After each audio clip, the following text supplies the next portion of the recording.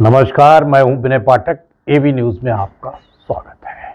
आइए देखते हैं मुंबई तथा आसपास की कुछ खबरें जो वर्तमान दौर की सुर्खियां बनी हुई हैं। लेकिन वर्तमान समय में बात करते हैं राजनीति की। जी हां, हर तरफ बयानबाजी कयास लगाए जा रहे हैं।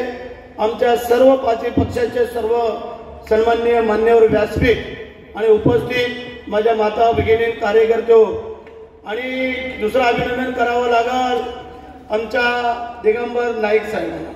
दिगंबरजी कोकणात जाताना महाड पहिलं लागतं आणि त्या महाडमध्ये 32 मनाच्या सोन्याच्या सिंहासनावरती आरूढ होणारा जगातला एकमेव राजा बसलेला आहे, राजे शिवछत्रपती महाराज। आणि डॉक्टर बाबासाहेब आंबेडकरांनी ज्या 14 तळ्याला स्पर्श केला ते तळावाचं ठिकाण माझ्या ठिकाणी आहे। आणि स्वामी समर्थांनी जो रामदास बोधा ग्रंथ लिहिला ते शिवतरगळ माझ्या ठिकाणी आहे।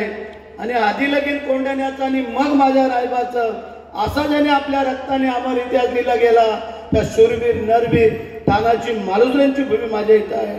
तेव्हा जाताना कधीतरी या रायगडच्या शिवाजी महाराजांच्या मावळ्याला एखादा फोन केला तर तुमचं घराणं पण आम्ही आमच्या तिथं महादेवाला घालूया।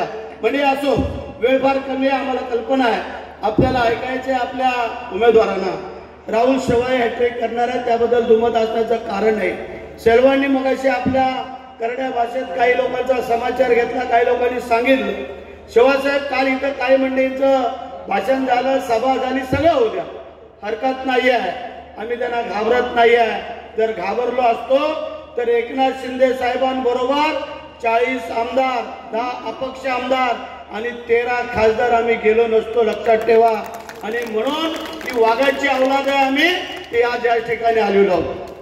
म्हणजे आम्हाला एकच विनंती आहे कोकणवासियांना की राहुल शेवाळे एक अभ्यासू व्यक्तिमत्व, सगळ्यांना बरोबर घेऊन जाणारं आणि म्हणून एकदा नाही दोनदा लोकांनी निवडून दिलं आणि तिसऱ्या वेळेला त्यांची हॅट्रिक करायची आहे ती तुमच्या आशीर्वादावर।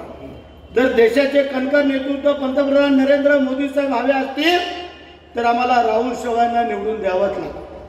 एकटे नरेंद्र मोदी साहेब हे पंतप्रधान होऊन चालत नाही आहे, त्यांना अनेक मावळे लागणार आहेत आणि त्यातला एक मावळा म्हणून आमचा राहुल शेवाळे म्हणून तुमच्या इथले खासदार आहे, त्यांना आपल्याला 20 तारखेला भरघोस मताने निवडून द्यायचं। कोकणवासियांनी कोणी आपलं मतदान झाल्याशिवाय गावी यायचं नाही आणि मग त्यांनी जे काय गाऱ्हाणं घातलंय तसं मग गाऱ्हाणं घालून गावबंदी आम्हाला करावी लागल। पहिलं मतदान आणि मग गावी या, तुमचं स्वागत करू आम्ही। बहरहाल अभी तक की खबरों का सफरनामा करते हैं समाप्त। विनय पाठक को दीजिए इजाजत, हम फिर मिलते हैं नई खबर नए सफर के साथ। लेकिन चलते चलते गुजारिश, विनती, अनुरोध, यदि आपके आसपास कोई समस्या या घटना घटित हुई है और आप उसे हम तक पहुंचाना चाहते हैं तो हमारी स्क्रीन पर दिखाए जा रहे नंबर पर सीधे संपर्क कर सकते हैं। साथ ही आपसे अपील, आप हमसे जुड़ने के लिए हमारे चैनल को लाइक, शेयर, सब्सक्राइब करना ना भूलिए। नमस्कार।